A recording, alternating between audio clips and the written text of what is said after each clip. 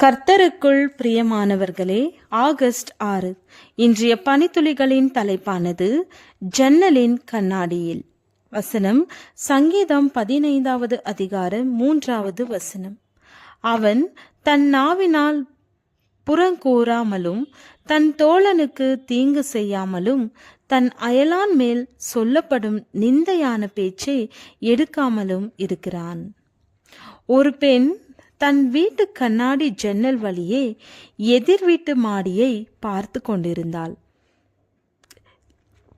எதிர் வீட்டு பெண் தன் துணிகளை துவைத்து மாடியிலே காய போட்டு கொண்டிருந்தாள். ஒவ்வொரு துணியாக கொடியில் போட்டதை பார்த்து கொண்டிருந்தவள் தன் சிநேகிதியை அழைத்து, இங்கே வா, நம் பக்கத்து வீட்டுக்காரி அவ்வளவு அசுத்தமாக இருக்கிறாள் என்று பார். தன் துணியை ஒழுங்காக துவைக்க கூட தெரியவில்லை. அவளுடைய வெள்ளை துணிகளில் எல்லாம் மஞ்சள் மஞ்சளாக கோடு இருக்கிறது பார் என்று சொன்னாள்.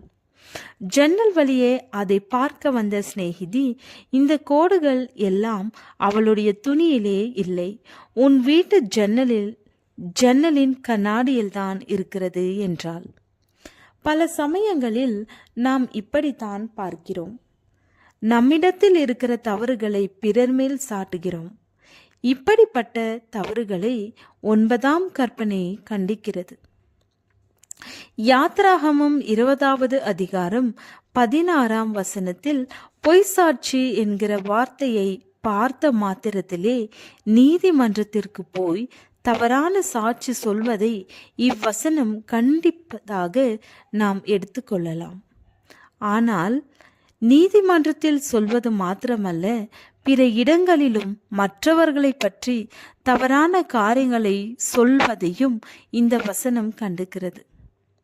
யாத்திராகமம் 23வது அதிகாரம் 1ஆம் வசனத்தில் அபாண்டமான சொல்லை ஏற்றுக்கொள்ளாயாக, கொடுமையுள்ள சாட்சிக்காரனாய் இருக்க ஆகாதவனோடே களவாயாக, யார் கர்த்தருடைய பர்வதத்தில் ஏறுவான், யார் அவருடைய பரிசுத்த ஸ்தலத்தில் நிலைத்திருப்பான்.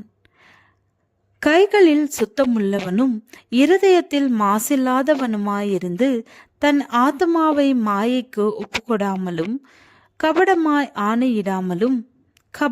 ஆணையிடாமலும் இருக்கிறவனே.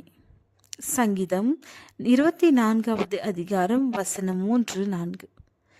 நீதிமன்றத்தில் பொய் சாட்சி சொல்வதற்கு அக்காலத்தில் கடுமையான தண்டனைகளை விதிக்கப்பட்டிருந்தன. அத்தேனை பட்டணத்தில் ஒருவன் பொய் சாட்சி சொன்னால் அவன் தன் குடியுரிமையை இழந்து விடுவான். பெரிய தொகையை அபராதமாக செலுத்த வேண்டியிருக்கும். ரோமில் ஒருவன் பொய் சாட்சி சொன்னால் தர்பைன் பாறையில் இருந்து அவனை கீழே உருட்டி விடுவார்கள். எகிப்திலே ஒருவன் பொய் சாட்சி சொன்னால் அவனுடைய மூக்கையும் காதுகளையும் வெட்டி விடுவார்கள். புறங்கூறுதல் இப்படிப்பட்ட ஒரு பாவம்தான். உங்களை பற்றி யாரேனும் தவறாக பேசி உங்கள் குணத்தை கரைப்படுத்த முயன்றார்களானால் நீங்கள் பொறுமையாக இருங்கள்.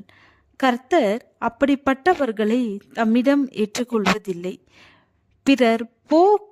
பிறர் பேசுகிற வேதனை தரும் வார்த்தைகளுக்கு பதில் ஏதும் சொல்லாதீர்கள். அமைதியாக இருப்பதே பெரிய கண்டனம். ஜெபம். பிதாவே, பரலோக ராஜ்யத்தை அடைவதற்கு வேண்டிய ஞானத்தை எங்களுக்கு தாரும். ஆமென்.